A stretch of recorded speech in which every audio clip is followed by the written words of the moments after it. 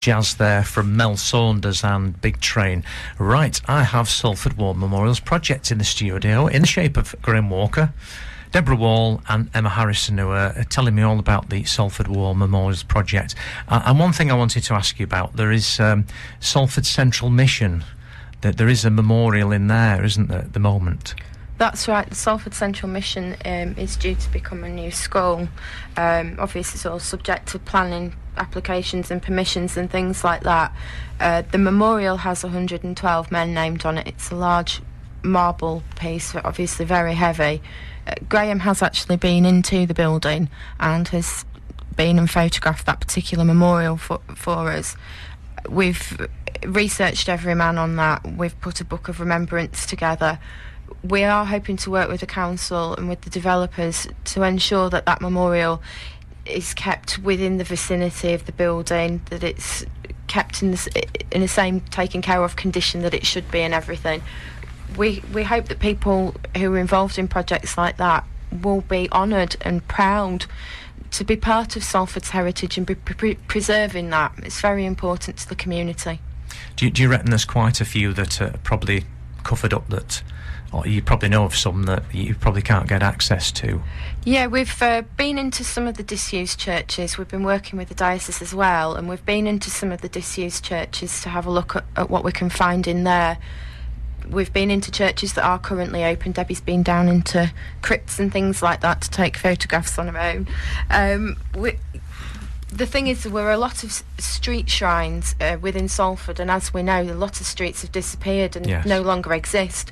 Unfortunately, a lot of the memorials and street shrines that were on those streets have gone. We can't find them. They're not there to be found. That's why we need help from the community. Maybe they can come forward and tell us things that we don't know of where things were. Maybe they have photographs, even if it's just of the area, not specifically of the memorial, but showing the vicinity that they were in originally.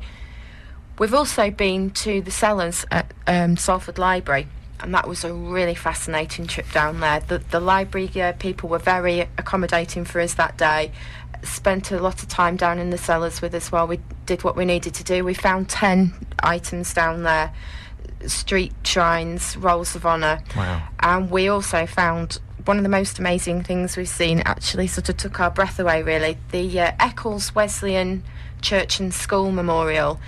We believe could possibly be unique. Nobody that we've come across, and we have asked quite a few experienced and knowledgeable people, have ever seen anything like it. It's a very large piece that not only has the names of every individual man, it also has a photograph of every single man. Wow. So if you were doing your family history and looking for your granddad or your great-granddad and you'd never seen a picture of him before, there's one there waiting for you to have a look at. Absolutely astonishing, this thing. It really did.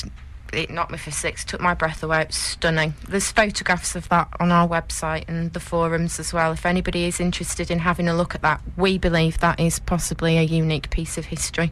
It's just somebody had the foresight to rescue it and obviously take photographs of it, because as you say, Salford has changed, and I've seen, you know, quite a lot of changes in Salford, not always for the better, and unfortunately going from like a small town sort of village type place to just a massive sprawling city and been extended and everything, and I think we have lost an awful lot, unfortunately. But that sounds absolutely tremendous that is in, you know, it sounds, as you say, it sounds unique.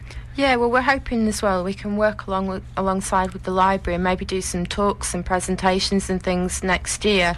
And we'd hope that maybe one or two of those items can come up onto display occasionally as well, and we can go along and show people the memorials and they can have a look at the work we've been doing. We'd really like people to get involved.